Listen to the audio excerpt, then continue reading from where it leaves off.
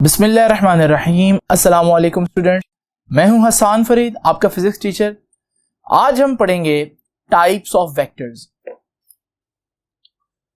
Students, मैंने decide किया कि ये चैप्टर अगर आप सही तरह से गो थ्रू करना चाहते हैं, सही तरह से अंडरस्टैंडिंग लेना चाहते हैं इस चैप्टर की, तो क्यों ना हम इस चैप्टर में यूज होने वाली कुछ इंपॉर्टेंट टर्म्स को जो वेक्टर से रिलेटेड है, हम इसी एक लेक्चर में सारों को एक साथ पढ़ लें। तो ये कुछ टर्म्स आगे जाकर आएंगी, कुछ टर्म्स जो है वो कहीं पर आएंगी, लेकिन मैंने उनको कंपाइल करके एक ही जगह इकट्ठा कर दिया है ताकि हम उनको एक ही लेक्चर में समझ सकें। तो आइए स्टार्ट करते हैं आज की पहली टर्म। सबसे पहली टर्म है पैरेलल वेक्टर्स। जैसे कि ये टर्म आप लोगों ने पहले भी सुनी हुई है। सिंपल अगर इसको हम डिस्क्राइब करें, डिफाइन करें, तो पैरेलल वेक्टर्स क्या होते हैं?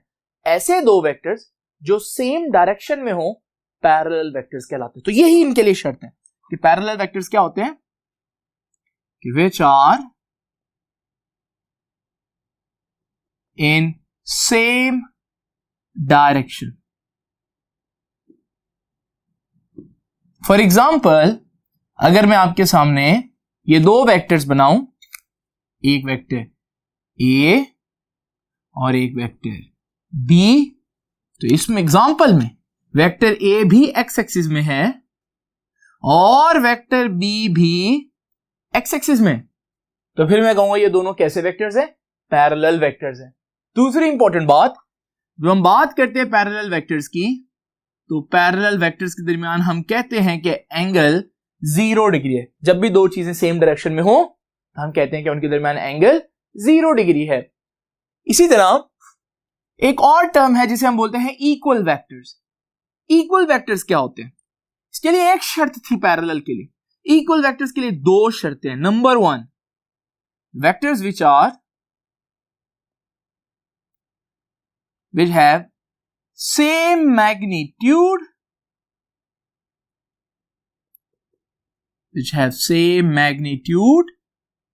as well as same direction. देख लीजिए स्टूडेंट्स, वहां सिर्फ एक शर्त थी कि भाई डायरेक्शन सेम होनी चाहिए। यहां डायरेक्शन सेम होने के साथ साथ मैग्नीट्यूड सेम होना भी जरूरी है। यानी कि अगर मैं आपके सामने दो वेक्टर्स ड्रॉ करूं, ए और बी, और ये एक वेक्टर है ए और ये एक वेक्टर बी है, दोनों ही एक्स एक्सिस में। अगर वेक्टर ए की डायरेक्शन वेक्टर बी के बराबर है और वेक्टर ए का मैग्नीट्यूड यानी कि टेल की लेंथ भी वेक्टर बी के बराबर है, इसका मतलब यह हुआ कि वेक्टर ए और वेक्टर बी की डायरेक्शन के साथ साथ उनका मैग्नीट्यूड भी सेम है। तो हम कहेंगे ये अब इक्वल वेक्टर्स कहलाएंगे।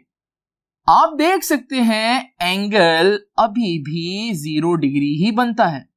और दूसरी इंपॉर्टेंट बात यहां पर मैं आप लोगों के साथ डिस्कस करना चाहूंगा कि हर इक्वल वेक्टर, लाजमी बात है कि पैरेलल होगा, क्योंकि पैरेलल की शर्त इक्वल में भी आ रही है, सेम डायरेक्शन वाली।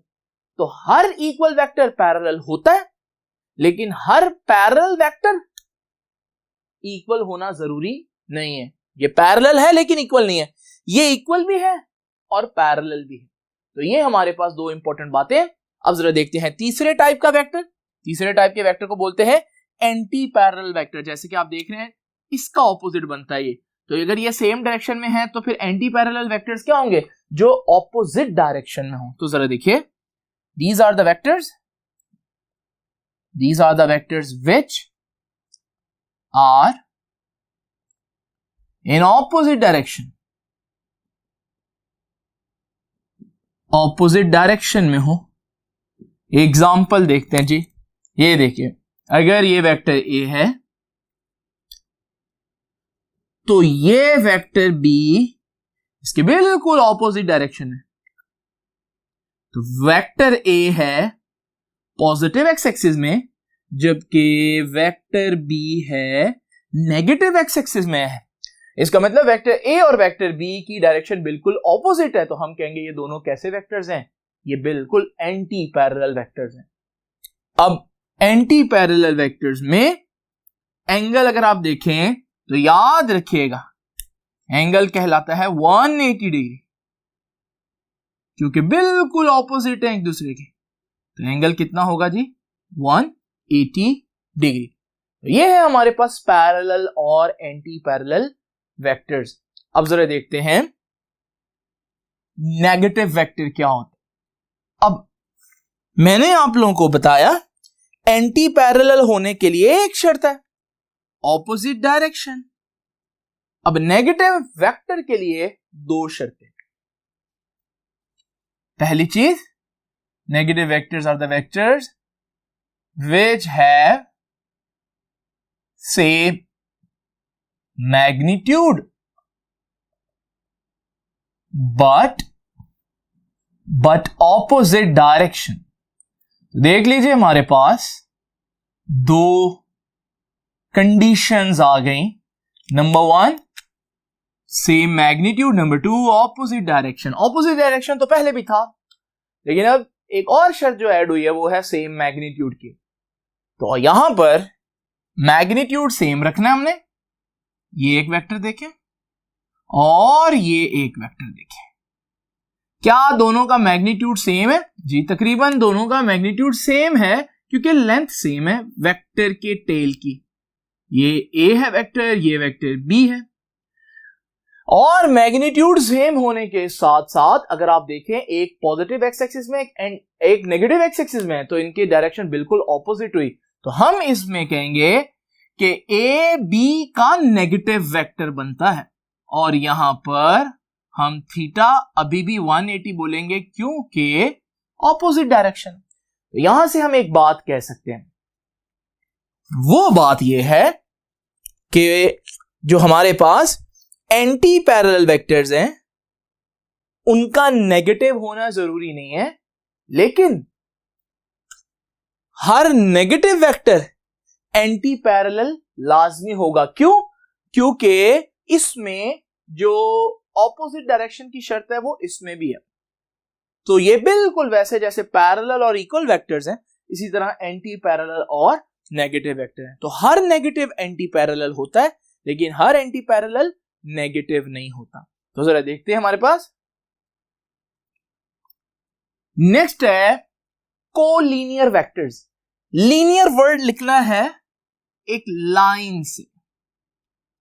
लीनियर का वर्ड निकला है कहां से? लाइन से। अगर कुछ वेक्टर्स एक ही लाइन के ऊपर एग्जिस्ट करते हो तो वो कोलीनियर हैं। मिसाल के तौर पर अगर हमारे पास ये देखिए, ये एक वेक्टर है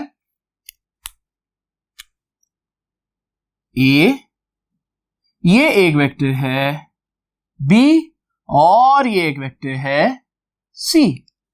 अब ये इन वेक्टर्स को वेक्टर ए, वेक्टर बी और वेक्टर सी को अगर हम देखें तो एक ही लाइन के ऊपर ये सब एग्जिस्ट कर रहे हैं। ये जो ब्लैक लाइन है, इस लाइन के ऊपर वेक्टर ए भी है, वेक्टर बी की है और वेक्टर सी भी है।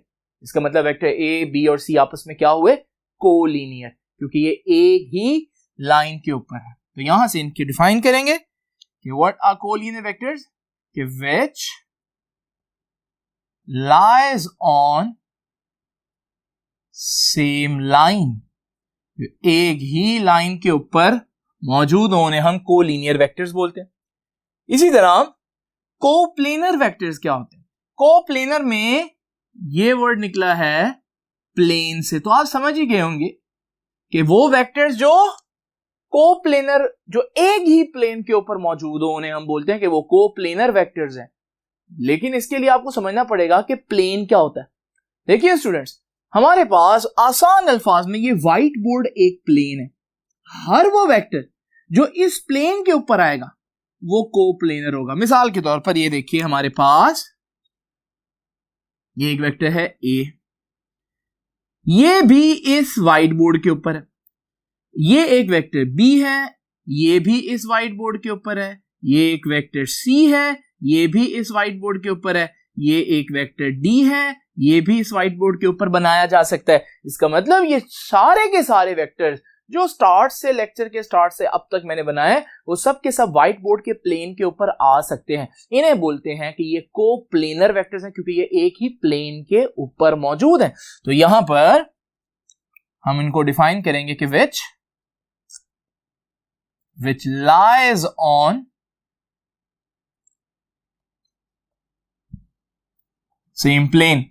लेकिन स्टूडेंट्स अब आप सोचेंगे कि ऐसा कौन सा वेक्टर है जो प्लेन के ऊपर नहीं आएगा। मिसाल के तौर पर अगर ये हमारे पास व्हाइट बोर्ड जो है एक वेक्टर हो, तो ये जब तक ये यहां पर आएगा ये एक प्लेनर वेक्टर है, कोप्लेनर वेक्टर होंगे सारे के साथ। लेकिन अगर कोई वेक्टर ऐसे आ जाए बीच में, तो ये वेक्टर अब व्हाइट बोर्ड के ऊपर ड्रॉ नहीं किया जा सकता, क्योंकि ये तो इस डायरेक्शन में, और अगर मैं इसको ऐसे थोड़ी ना ड्रॉ कर सकता हूं। इसका मतलब ये हुआ कि हमारे पास अगर ये कोई वेक्टर इस प्लेन से बाहर है तो फिर वो कोप्लेनर वेक्टर नहीं होगा बाकियों के साथ। तो ये देखिए हमारे पास 7th टर्म है, बड़ी इंपॉर्टेंट, को इनिशियल वेक्टर। जैसे कि नाम बता रहा है कि वो वेक्टर्स which have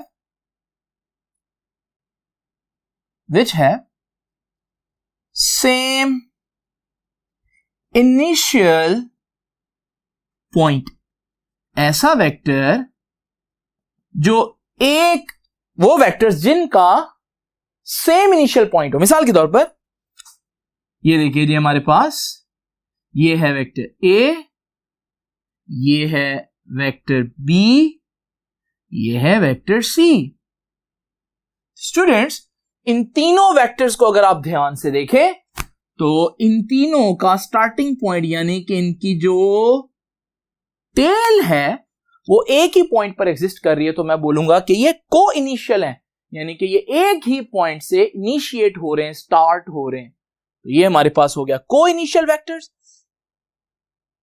उसके बाद देखिए जी, हमारे पास एक और टर्म है को टर्मिनस वेक्टर्स। टर्मिनस का मतलब होता है टर्मिनेट होना, टर्मिनेट का मतलब होता है खत्म होना। वेक्टर कहां खत्म होता है? हेड पर। तो को टर्मिनस वेक्टर्स क्या होंगे कि जिनका vectors which have same terminal point.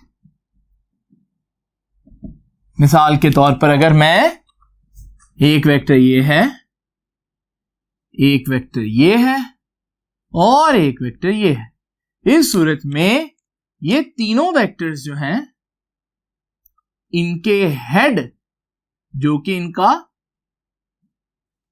Terminal point बनता है, एंडिंग पॉइंट बनता है, वो एक ही पॉइंट पर एग्जिस्ट कर रहा है। तो फिर मैं कहूंगा कि ये कैसे वेक्टर्स हुए? ये को टर्मिनस वेक्टर्स हुए। अब हमारे पास एक बहुत इंपॉर्टेंट टर्म आ रही है जो कि शॉर्ट क्वेश्चन में पूछी जाती है कि what is a null vector. देखिए, जब हमने स्केलर्स की बात की थी, डिजिट्स की बात की थी, तो डिजिट्स में सबसे कम मैग्नीट्यूड का डिजिट था 0, जिसका कोई मैग्नीट्यूड नहीं था। इसी तरह जब हम वेक्टर्स की बात करते हैं तो वेक्टर्स का भी कोई ना कोई 0 तो होना चाहिए। जब हम वेक्टर्स में 0 की बात करते हैं तो हम कहते हैं वो एक नल वेक्टर है। तो what is a null vector? A null vector is a vector whose magnitude is 0, whose magnitude is 0। आपको याद है मैग्नीट्यूड को कौन शो करता है वेक्टर के अंदर? लास्ट लेक्चर में मैंने बताया था कि वेक्टर की टेल। अब मैग्नीट्यूड तो 0 है तो टेल 0 होगी। जब किसी वेक्टर की टेल ही ना हो तो क्या उसको बनाया जा सकता है? वो तो बनेगा ही नहीं। तो फिर हम ऐसे वेक्टर को अगर बना नहीं सकते तो फिर हमें कैसे पता चलेगा ये वेक्टर किस डायरेक्शन में है? चलो मैग्नीट्यूड तो पता चल गया कि 0 है, लेकिन जब तक वेक्टर की डायरेक्शन नहीं बताते तब तक तो वेक्टर वेक्टर ही नहीं होता। तो फिर इसकी डायरेक्शन हम सपोज कर लेंगे। हम कहेंगे कि भाई सपोज कर लो इसकी कोई डायरेक्शन है, जो कि हम कह देंगे आर्बिट्रेरी है। आर्बिट्रेरी मींस फर्जी डायरेक्शन है। तो याद रखिएगा, a null vector is a vector whose magnitude is 0 and has an arbitrary direction। arbitrary का मतलब है फर्जी डायरेक्शन। फर्जी क्यों हमने फर्ज किया? क्योंकि भाई कुछ ना कुछ तो डायरेक्शन फर्ज करनी ही थी, क्योंकि अगर डायरेक्शन फर्ज नहीं करेंगे तो हम वेक्टर कैसे कहेंगे। अब हमारे पास नल वेक्टर कहां से आता है जी, इसकी एग्जांपल समझते हैं। देखिए एग्जांपल क्या है इसकी कि sum of A vector and its negative vector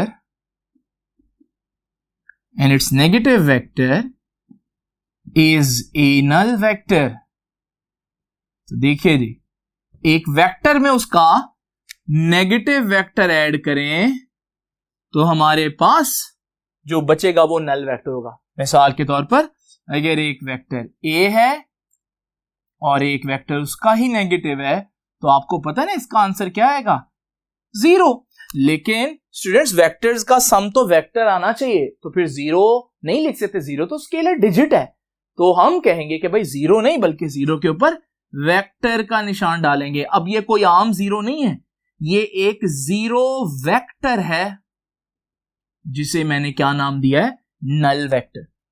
तो अगर मैं इस मार्कर पर दो ऑपोजिट फोर्सेस लगाऊं, एक 10 न्यूटन इधर को फोर्स लगाएगी, एक 10 न्यूटन इधर को फोर्स लगाएगी, लेकिन दोनों फोर्सेस कैंसिल करेंगे, ये मूव नहीं करेगा, तो मैं कहूंगा रिजल्टेंट फोर्स कितनी है, तो आप बोलेंगे 0 नहीं बोलेंगे, आप बोलेंगे 0 वेक्टर या नल वेक्टर।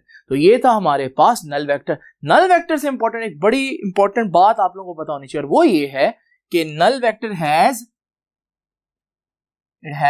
नो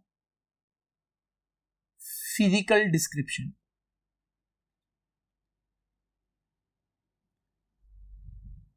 आप इसको फिजिकली बना नहीं सकते भाई, जिस चीज की टेल ही नहीं उसको कैसे बनाएंगे। तो मैं ये पूछता होता हूं वो कौन सा वेक्टर है जिसको हम फिजिकली ड्रॉ नहीं कर सकते, तो नल वेक्टर ऐसा वेक्टर है जिसको ड्रॉ नहीं कर सकते। ये हो गए बहुत इंपॉर्टेंट चीजें हैं। एक आखिरी वेक्टर जो मैं आप लोगों के साथ डिस्कस करूंगा वो है इस आर्टिकल का सबसे इंपॉर्टेंट और थोड़ा सा मुश्किल इनके लिहाज से, और वो है यूनिट वेक्टर। तो अभी जरा डिस्कस करते हैं कि यूनिट वेक्टर्स क्या होते हैं। स्टूडेंट्स अभी हम जरा देखते हैं कि यूनिट वेक्टर क्या होता है। जैसे कि मैंने बताया कि इन सारी टर्म्स में सबसे ज्यादा इंपॉर्टेंट ये है। तो what is a unit vector, जरा तवज्जो से सुनिएगा। यूनिट वेक्टर क्या होता है, जैसे कि यूनिट नाम से पता चल रहा है। यूनिट किसे बोलते हैं, यूनिट का मतलब होता है 1।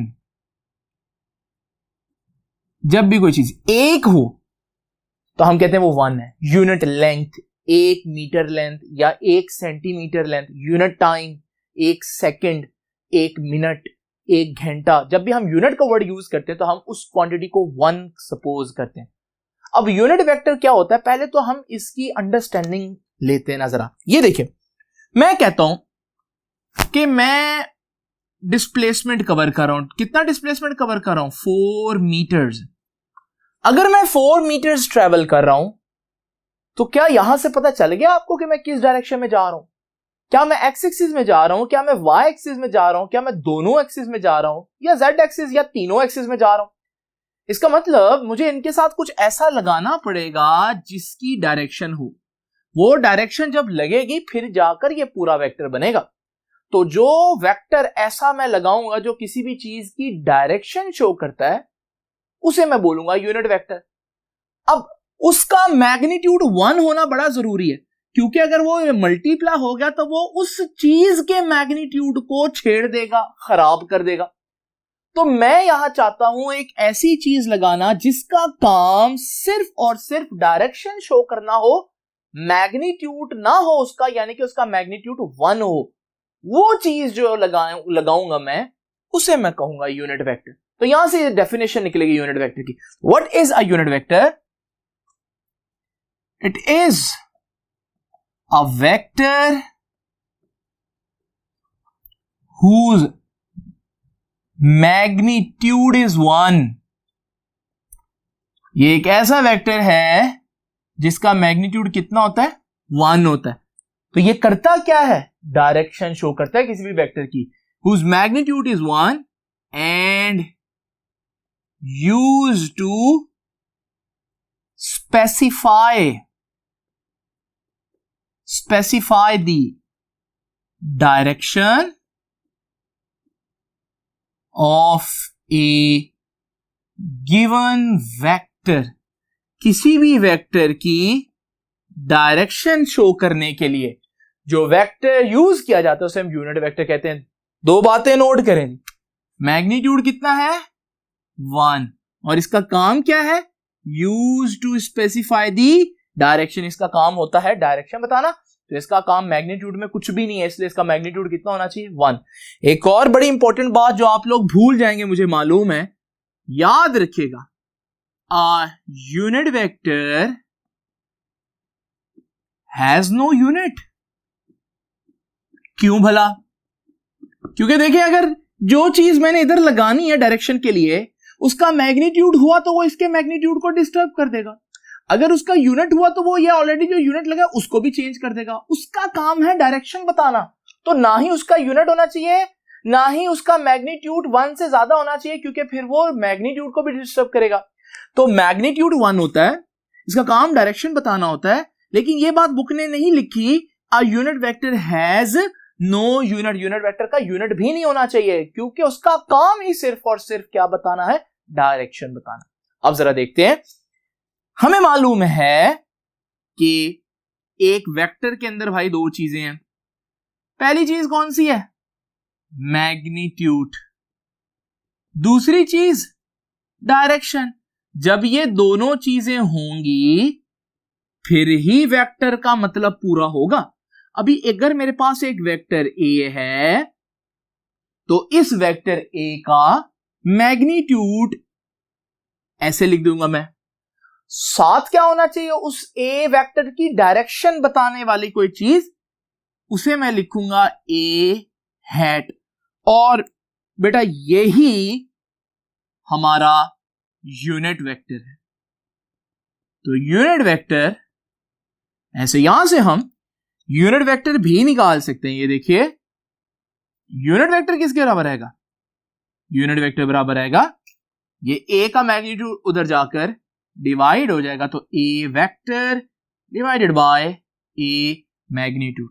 ये इक्वेशन आपने नहीं भूलनी, बड़ी ही इंपॉर्टेंट है कि अगर आप किसी भी यूनिट वेक्टर को फाइंड आउट करना चाहते हैं, आप वेक्टर को उसी के मैग्नीट्यूड से डिवाइड कर दें तो आपके पास यूनिट वेक्टर आ जाएगा।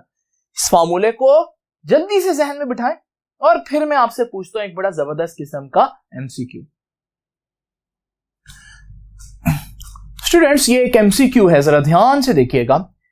एमसीक्यू कह रहा है कि विच इज नॉट करेक्ट, इनमें से कौन सी इक्वेशन करेक्ट नहीं है। अगर आप लोगों ने पहचान लिया हो ये वही इक्वेशन है जो मैं आपको कह रहा था कि अच्छी तरह से जहन नशीन कर लें कि unit vector vector divided by magnitude होता है। अब मैं आपसे कह रहा हूं इनमें से कौन सा करेक्ट नहीं है। अगर आप गौर से दूसरी इक्वेशन देखें तो दूसरी इक्वेशन कहां से आई है, देखो ये मैं उधर लेकर मल्टीप्लाई किया तो यही चीज आ गई, और इसी तरह से जो तीसरी इक्वेशन है वो कैसे आई, इसको ये इधर मल्टीप्लाई हो रहा था जाकर डिवाइड किया तो देखो ये चीज आ गई। यानी कि एक्चुअली ये तीनों इक्वेशंस क्या है, डिफरेंट इक्वेशंस नहीं है, एक ही इक्वेशन की डिफरेंट अरेंजमेंट्स है। तो फिर आप मुझे बताएं इनमें से कौन सी ऐसी है जो सही नहीं है, कौन सी गलत है, बताएं जरा जल्दी से सोचें।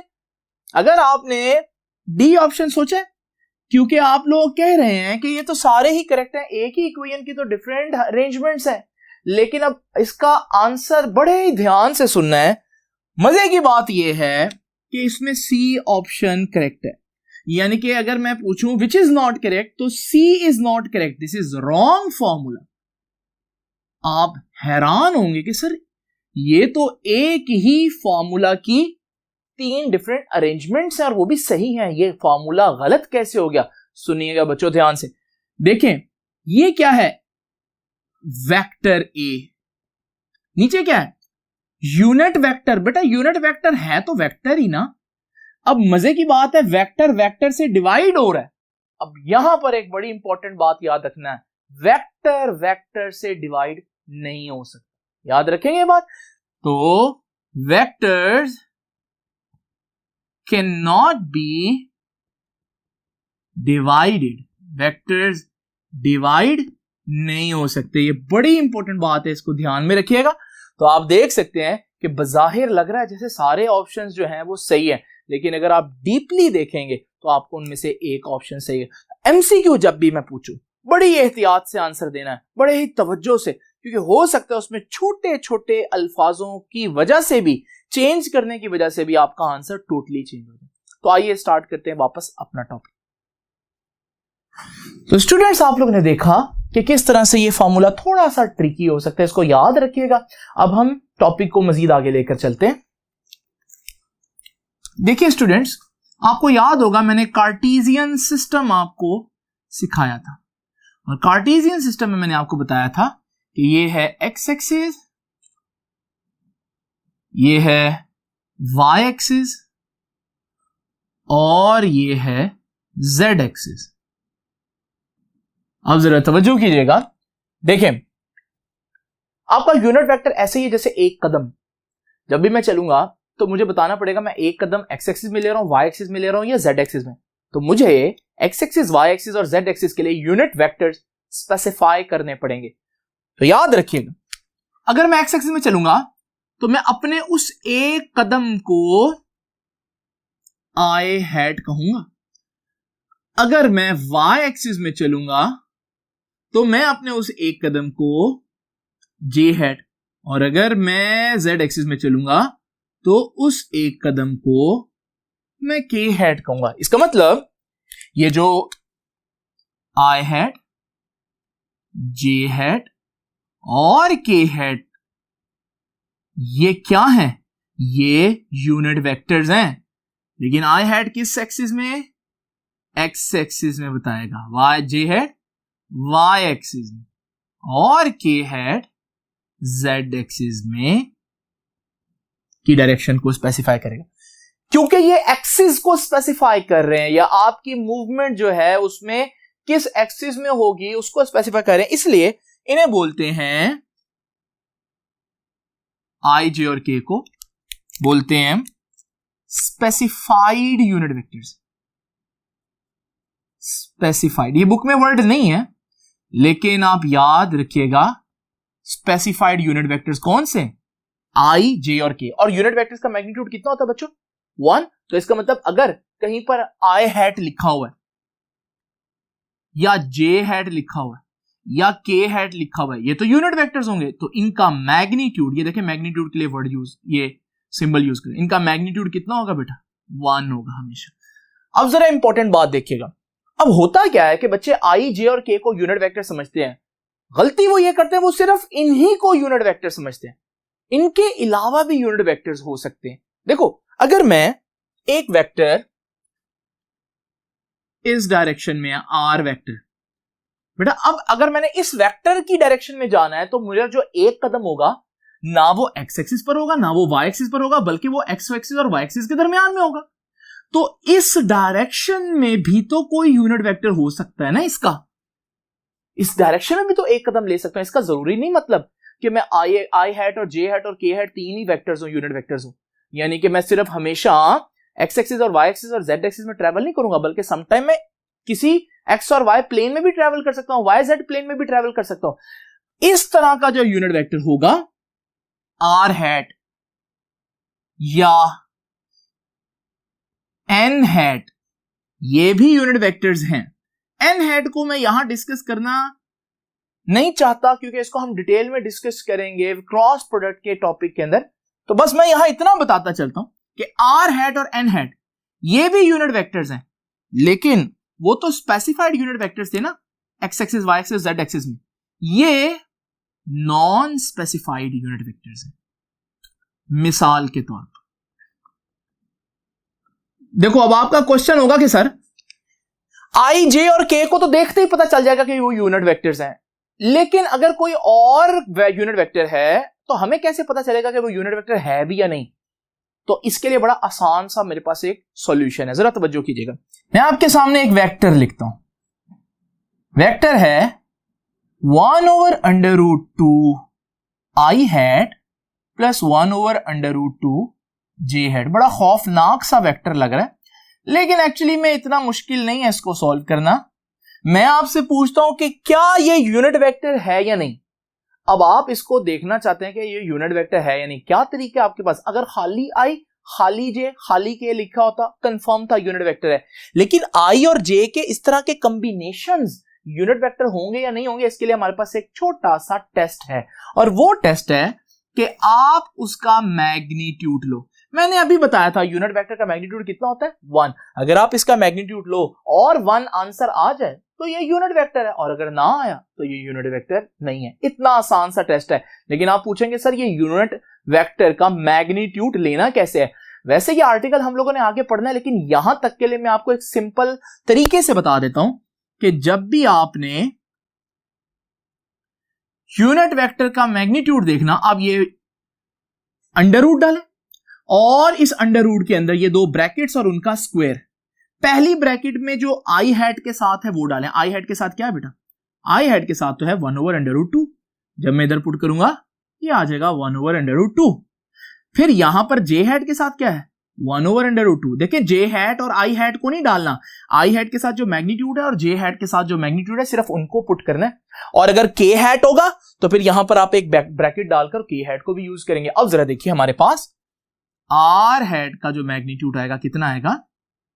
1/√2। बेटा स्क्वायर और अंडर रूट तो कैंसिल हो जाएगा, 1/2 रह जाएगा। ये भी स्क्वायर और अंडर रूट कैंसिल हो जाएगा, 1/2। बेटा 1/2 + 1/2 तो 1 नहीं होता, और √1 कितना होता है? 1। इसका मतलब बेटा इस वेक्टर का तो मैग्नीट्यूड 1 आ गया। जरा सोचें, जिस वेक्टर का मैग्नीट्यूड 1 हो उसे तो हम क्या बोलते हैं? Unit vector. इसका मतलब अगर मेरे से कोई पूछे ये यूनिट वेक्टर है, मैं कहूंगा yes it is a unit vector. How I came to know? मुझे कैसे मालूम पड़ा? क्योंकि मैंने इसका मैग्नीट्यूड निकाला तो इसका मैग्नीट्यूड 1 आ रहा है, जो कि किसकी पहचान है? यूनिट वेक्टर की। तो इतना आसान है यूनिट वेक्टर्स को पहचानना, अगर आपको कंफर्म नहीं है कि ये यूनिट वेक्टर है या नहीं। तो अब मैं आपसे लेक्चर खत्म करते करते दो बातें पूछता हूं, जरा देखते हैं कि आप इनका आंसर दे पाते हैं या नहीं। स्टूडेंट ये देखिए मेरे पास एक छोटा सा एमसीक्यू है, जरा देखते हैं इसको। कहते हैं which one is a unit vector. ये 3 वेक्टर्स दिए हुए ए बी सी ऑप्शन में 3 वेक्टर्स हैं फोर्स के, और वो कहता है इनमें से कौन सा यूनिट वेक्टर है। और फिर चौथा ऑप्शन है सारे यूनिट वेक्टर हैं, और ऑप्शन ई है कोई भी यूनिट वेक्टर नहीं है। अब मैं आपसे पूछता हूं यूनिट वेक्टर देखना है भाई, कैसे पता लगाएंगे कि यूनिट वेक्टर है या नहीं? क्या टेस्ट था यूनिट वेक्टर चेक करने का? याद करें, यूनिट वेक्टर चेक करने का एक टेस्ट था कि आप मैग्नीट्यूड फाइंड आउट करें। अगर मैग्नीट्यूड 1 आ जाए तो इसका मतलब यूनिट वेक्टर है। लो भाई जरा देखते हैं मैग्नीट्यूड निकालने का क्या तरीका है। इसको सॉल्व करता हूं, इसका मैग्नीट्यूड निकालते हैं भाई। याद है मैग्नीट्यूड निकालने का तरीका मैंने बताया था, अंडर रूट, और जो आई के साथ है उसका स्क्वायर। आई के साथ है 1/√2 और उसका स्क्वायर। फिर जो जे के साथ है उसका स्क्वायर, जे के साथ भी 1/√2 है और उसका स्क्वायर। बेटा 1/√2 का स्क्वायर 1/2, 1 ये भी स्क्वायर अंडर रूट से कैंसिल हो जाएगा तो 1/2, और साथ अंडर रूट, और 1/2 + 1/2 1/√, और इसका मतलब जो पहला वेक्टर है उसका मैग्नीट्यूड तो 1 आ रहा है। अगली बात सुनिएगा जी, दूसरे वेक्टर को जरा देखते हैं जी। दूसरे वेक्टर के लिए भी हम ब्रैकेट डालेंगे, और यहां क्योंकि 3 है तीनों का स्क्वायर लेंगे। आई हैट के साथ क्या है जी? 1/√3। जे हैट के साथ क्या है?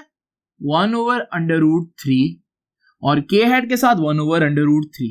अब जरा देखिए स्टूडेंट्स, स्क्वायर और अंडर रूट कैंसिल हो जाएगा, और फिर से हमारे पास बचेगा 1/3 + 1/3 + 1/3।